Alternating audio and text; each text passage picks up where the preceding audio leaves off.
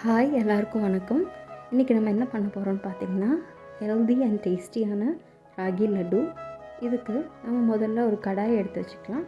அதில் ஒரு 2 table spoon key சேர்த்துக்கலாம். கீ நல்லா சூடானதும் நான் கேஷ்யூஸ் அண்ட் ஆல்மண்ட்ஸ் கட் பண்ணி வச்சுருக்கேன். ஸோ அதை ஆட் பண்ணி நல்லா டோஸ்ட் பண்ணிக்கலாம். ஒரு டார்க் ப்ரௌன் கலர் வந்தோடனே அந்த கேஷ்யூஸ் அண்ட் ஆல்மண்ட்ஸை எடுத்து வச்சுக்கோங்க. அப்புறம் இந்த கடாயிலேயே அதே நெய்யில் நம்ம ராகி மாவை ஆட் பண்ணிக்கலாம். இது ஒரு 275 கிராம்ஸ் நான் ஆட் பண்ணியிருக்கேன். ஆட் பண்ணிவிட்டு நல்லா சாட்டே பண்ணுங்கள். அந்த கீ ஸ்மெல் நல்லா அந்த ராகி மாவில் இறங்கணும். ராகியோட ஸ்மெல் பச்சை ஸ்மெல் இல்லாமல் நல்லா சாட்டே பண்ணிக்கோங்க. இது இப்படி இருக்கணும் பார்க்குறதுக்கு பக்குவம். அண்ட் தென் இதை கூல் டவுன் பண்ணிவிட்டு நம்ம இதில் இப்போ என்ன ஆட் பண்ண போகிறோன்னா, இந்த மாவுக்கு ஏற்ற அளவுக்கு சால்ட் ஆட் பண்ணிக்கலாம். இந்த சால்ட் கூட நம்ம ஜாக்ரி பவுடர், அப்புறம் நம்ம டோஸ்ட் பண்ணி வச்சுருந்த அந்த கேஷ்யூஸ் அண்ட் ஆல்மண்ட்ஸ் ஆட் பண்ணிக்கலாம்.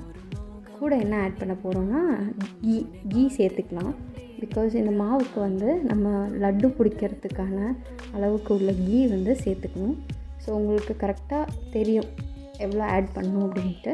எனக்கு இன்னும் ஒரு 2 டேபிள் ஸ்பூன் நெய் தேவைப்பட்டது. ஸோ நான் எகெயின் ஆட் பண்ணிக்கிட்டேன்.